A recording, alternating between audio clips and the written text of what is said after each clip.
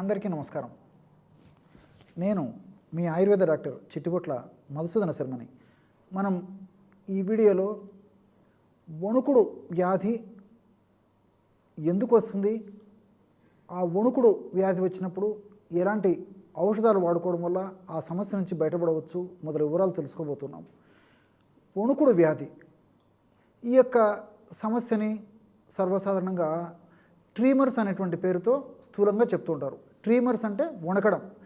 చాలామందిలో ఎక్కువ శాతం మందిలో ఎక్కువ భాగము చేతులు వణికేటువంటి పరిస్థితి ఏర్పడుతుంటుంది.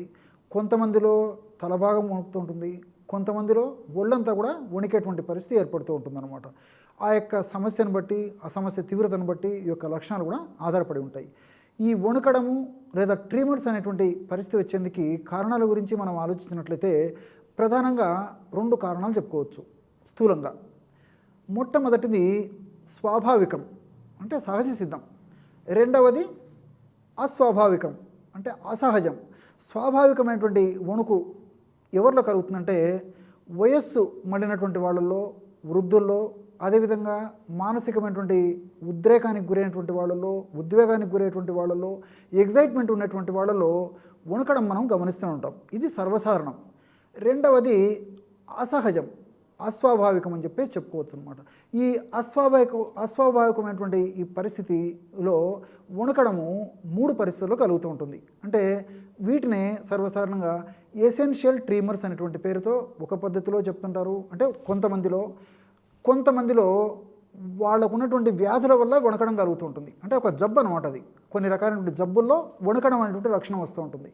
అట్లే ఇంకొంతమందిలో ఆయా వ్యాధులకు వాళ్ళు వాడేటువంటి ఔషధాల వల్ల కూడా వణకడం అనేటువంటిది సైడ్ ఎఫెక్ట్గా వస్తుంటుంది. ఇప్పుడు ఎసెన్షియల్ ట్రీమర్స్ అనేటువంటి విషయాన్ని మనం ఆలోచించినట్లయితే ఈ విధంగా వణకడం ఉండేటువంటి పరిస్థితి ఉన్నటువంటి వాళ్ళల్లో 90% మందిలో ఈ ఎసెన్షియల్ ట్రీమర్స్ అనేటువంటివి ఎక్కువ కనిపిస్తూ ఉంటాయి. అంటే పెద్దలకు ఈ సమస్య ఉన్నట్లయితే సంతానాన్ని కూడా సోకేటువంటి అవకాశం ఉంటూ ఉంటుంది. ఈ సంతానంలో కూడా కొంతమందికి చిన్న వయసులోనే వణకడం అంటే ట్రీమర్స్ అనేటువంటి పరిస్థితి ఎదురవుతే కొంతమందికి 50 సంవత్సరాలు, 60 సంవత్సరాలు లేదా పైబడినటువంటి వాళ్ళలో ఈ యొక్క సమస్య కలుగుతుంటాయి. అంటే ఫెమిలియల్ టెండెన్సీ అంటే ఫ్యామిలీ పరంగా ఉండేటువంటి కొన్ని రకాలైనటువంటి దేహంలో ఉన్నటువంటి మార్పుల ప్రభావం చేత ఈ యొక్క ఎసెన్షియల్ ట్రీమర్స్ అనేటువంటి కలుగుతుంటాయి అన్నమాట. అట్లే రెండవది డిసీజెస్ గురించి మనం చెప్పుకున్నట్లయితే పార్కిన్సన్స్ డిసీజ్ ఈ మధ్య మరి ఒక భారతదేశంలోనే కాకుండా ప్రపంచవ్యాప్తంగా కూడా విపరీతంగా ఈ యొక్క పార్కిన్సన్స్ పేషెంట్స్ పెరిగిపోతున్నారు.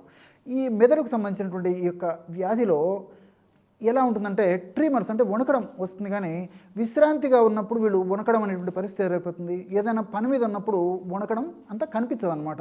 ఇది ఈ యొక్క వ్యాధిలో ప్రత్యేకత. సర్వసాధారణంగా వ్యాధి ప్రారంభ అవస్థలో ఎక్కువ శాతం మందిలో ఉంటూ ఉంటుంది. అట్లే రెండవ వ్యాధి థైరోటాక్సికోసిస్ అంటే థైరాయిడ్ గ్రంథి ఎక్కువగా పనిచేయడం వల్ల వచ్చేటువంటి పరిస్థితి ఏదైతే ఉందో దాన్ని థైరోటాక్సికోసిస్ అంటారనమాట. ఈ థైరోటాక్సికోసిస్ అనేటువంటి యొక్క పరిస్థితి ఉన్నప్పుడు కూడా ఎక్కువగా వణకడం అనేటువంటి లక్షణం ఉంటూ ఉంటుంది. అంటే వీళ్ళు పని చేసేటప్పుడు కూడా వణికేటువంటి పరిస్థితి ఏర్పడుతుంటుంది అనమాట. ఏదైనా వాళ్ళ దైనందిన జీవితంలో వాళ్ళు పనులు చేసేటప్పుడు కూడా వణకడం అనేటువంటిది ప్రధాన లక్షణంగా ఉండేటువంటి పరిస్థితి ఏర్పడుతుంది. అట్లే మూడవది పెరాలసిస్. ఈ పెరాలసిస్ వ్యాధి వచ్చినటువంటి వాళ్ళలో కూడా ట్రీమర్స్ ఉంటాయి.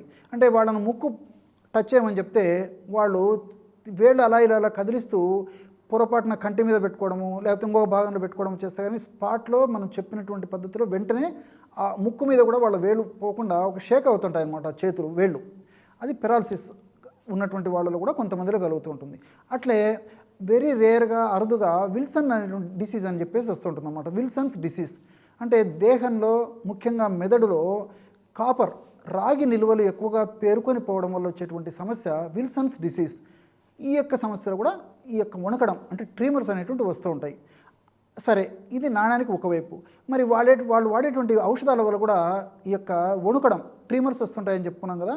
అందులో ముఖ్యంగా గ్యాస్ట్రిక్ ట్రబుల్ సమస్యకు వాడేటువంటి డోంపెరడోను, మెటాక్లోప్రమైడు, అదేవిధంగా లివి సల్ఫరైడ్ కాంబినేషన్స్ ఇలాంటివి వాడినప్పుడు వణకడం అనేటువంటిది ఒక సైడ్ ఎఫెక్ట్గా వస్తూ ఉంటుంది. దీంతోపాటు ఆస్తమా ఈ యొక్క ఉబ్బస వ్యాధికి వాడేటువంటి కొన్ని ఔషధాల వల్ల కూడా ఈ ట్రీమర్స్ అనేటువంటి పరిస్థితి వస్తూ ఉంటుందన్నమాట. అట్లే సైకియాట్రిక్ మెడిసిన్స్ అంటే మానసికమైనటువంటి సమస్య ఉన్నటువంటి వాళ్ళు మానసిక వ్యాధులకు వాడేటువంటి కొన్ని ఔషధాల వల్ల కూడా ఈ వణకడం అనేటువంటి లక్షణం ప్రధానంగా ఉంటూ ఉంటుంది. వీటన్నిటితోడు మరి ఆల్కహాల్ సేవన ఇలాంటి వాటి వల్ల కూడా ఈ యొక్క వణకడం అనేటువంటి లక్షణం వస్తూ ఉంటుంది అన్నమాట, ట్రిమర్స్. ఈ యొక్క సమస్య ఎదురైనప్పుడు వైద్యుల వద్దకు వెళ్ళినప్పుడు వాళ్ళు వ్యాధిని నిర్ధారించి ఆ వ్యాధికి తగినటువంటి చికిత్సలు సూచించి ఆ యొక్క ట్రిమర్స్ను కంట్రోల్లో ఉంచేదానికి వాళ్ళు ప్రయత్నం చేస్తారనమాట. ఇప్పుడు మనం చెప్పుకునేటువంటి ఔషధం కూడా ఈ యొక్క ట్రిమర్స్ను కంట్రోల్ ఉంచుకునేందుకు, ఈ ట్రిమర్స్ పెరగకుండా ఉండేందుకు, అదేవిధంగా ఆధునిక కృత్రిమ రసాయన ఔషధాల యొక్క సైడ్ ఎఫెక్ట్స్ లేకుండా ఉండేందుకు ఈ యొక్క మనం చెప్పుకోబోయేటువంటి ఔషధం చాలా చక్కగా ఉపకరిస్తుంది. అంతేకాకుండా ఆధునిక కృత్రిమ రసాయన ఔషధాల యొక్క డోస్ కూడా పెంచుకోకుండా ఉండేదానికి కూడా ఈ యొక్క మనం చెప్పుకునేటువంటి యొక్క ఔషధం ఉపయోగపడుతుంది. ఆ ఔషధం ఎలా తయారు చేసుకోవాలంటే, సరస్వతి ఆకు చూర్ణము బాగా నిదానంగా రాసుకోండి. సరస్వతి ఆకు చూర్ణము, అదేవిధంగా అశ్వగంధ చూర్ణము రాసుకుంటున్నారు కదా, జటామాంసి చూర్ణము, ఈ 3 చూర్ణాలు ఒక్కొక్కటి 25 గ్రాములు తీసుకోండి. సరస్వతి ఆకు చూర్ణము, అశ్వగంధ చూర్ణము, జటామాంసి చూర్ణం, ఇవన్నీ కూడా మనకు ఆయుర్వేద ఔషధ విక్రయశాలలో ప్రామాణిక కంపెనీ వాళ్ళు తయారు చేసేటువంటి పౌడర్స్ దొరుకుతాయి అన్నమాట. కాబట్టి ఇవి మీరు విచారించి తెచ్చుకుంటే సరిపోతుంది అనమాట. ఇవి ఒక్కొక్కటి 25 గ్రాముల చొప్పున తీసుకోవాలి. 4వ పదార్థంగా మిరియాలను కాస్త వేయించేసేసి పౌడర్ తయారు చేసుకొని ఆ మిరియాల పొడి ఇందులో కలిపేసేయాలి, ఒక 10 గ్రాములు. ఈ 4 పదార్థాలు బాగా కలిపేసి ఒక గాజు సీసాలో నిల్వ ఉంచుకొని రోజు ఉదయం ఆహారానికి ఒక అరగంట ముందు, రాత్రిపూట కూడా ఆహారానికి ఒక అరగంట ముందు ఈ యొక్క ఔషధాన్ని వాడుకోవాలి. ఎలాగంటే 2 నుంచి 2.5 గ్రామ్, అంటే మ్యాక్సిమం అర టీ స్పూన్ వరకు ఈ యొక్క ఔషధాన్ని వాడుకోవచ్చు అనమాట. ఒక అర టీ స్పూన్ ఔషధాన్ని తగినంత తేనెతో కలిపేసేసి రంగరించేసేసి చప్పరించి మిల్క్ తాగేసేయాలి, పాలు తాగాలి. మరి అలా కాకుండా ఇదే యొక్క ఔషధాన్ని వాటర్తో తీసుకోవచ్చు, కేవలము తేనె కలిపి తీసుకోవచ్చు, లేదా కేవలము ఒక 100 మిల్లీలీటర్ల గోరువెచ్చని పాలలో కలిపి తీసుకోవచ్చు. ఈ విధంగా ఎలా తీసుకున్నప్పటికీ ఔషధంలో ఉన్నటువంటి వివిధ రకాలైన రసాయన పదార్థాలంతా కూడా శక్తివంతంగా పనిచేయడమే కాకుండా నేను చెప్పినట్లు ఇప్పుడు నేను చెప్పినటువంటి కారణాల వల్ల కలిగేటువంటి యొక్క ట్రిమర్స్ వణుకడ సమస్య ఏదైతుందో ఆ యొక్క సమస్యను, అంటే ఆ వణుకడని, ఆ యొక్క ట్రిమర్స్ని నియంత్రించేటువంటి పరిస్థితి కూడా ఏర్పడుతుంది. ఇంతకుముందే చెప్పినట్లు ఆధునిక కృత్రిమ రసాయన ఔషధాల యొక్క సైడ్ ఎఫెక్ట్స్ లేకుండా ఇప్పుడు మనం చెప్పుకున్నటువంటి ఔషధాలు ఉపయోగపడతాయి. రెండవది ఏంటంటే, ఈ ఆధునిక కృత్రిమ రసాయన ఔషధాలు ఈ ట్రిమర్స్ అనేటువంటి సమస్య చాలా రకాలైన కారణాల్లో వచ్చేటువంటి ఈ యొక్క ట్రిమర్స్ అనేటువంటి సమస్య ఉన్నప్పుడు అనేక రకాలైనటువంటి ఈ యొక్క ట్రిమర్స్కి మరి ప్రారంభంలో ఒక డోస్ ఔషధం వాడితే సరిపోతుంది. క్రమక్రమంగా ఔషధాల డోస్ పెంచవలసినటువంటి పరిస్థితి ఏర్పడుతుంది. అదేవిధంగా ఔషధాలకు తోడు మరికొన్ని ఔషధాలు కూడా తోడు చేయాల్సినటువంటి పరిస్థితి కలుగుతూ ఉంటుంది. కాబట్టి మరి అలాంటి పరిస్థితి ఎదురవ్వకుండా మనం వైద్యులు సూచించిన పద్ధతిలో ఆ యొక్క ఔషధాలను వాడుకుంటూ కూడా ఈ యొక్క ఔషధాన్ని వాడుకుంటుండడం వల్ల చక్కటి ఆరోగ్యవంతమైనటువంటి జీవితాన్ని మనం సొంతం చేసుకోవడానికి అవకాశం ఏర్పడుతుంది. ఈ ఔషధం మనం ఈ పద్ధతిలో తయారు చేసుకుని అయిపోయిన తర్వాత మరలా ఈ విధంగా ఫ్రెష్గా తయారు చేసుకుని వాడుకుంటూ ఉండాలి. దీర్ఘకాలం పాటు వాడినప్పటికీ ఎలాంటి ఇబ్బంది ఉండదు. కాబట్టి క్షేమదాయకంగా అందరూ వాడుకోవచ్చు.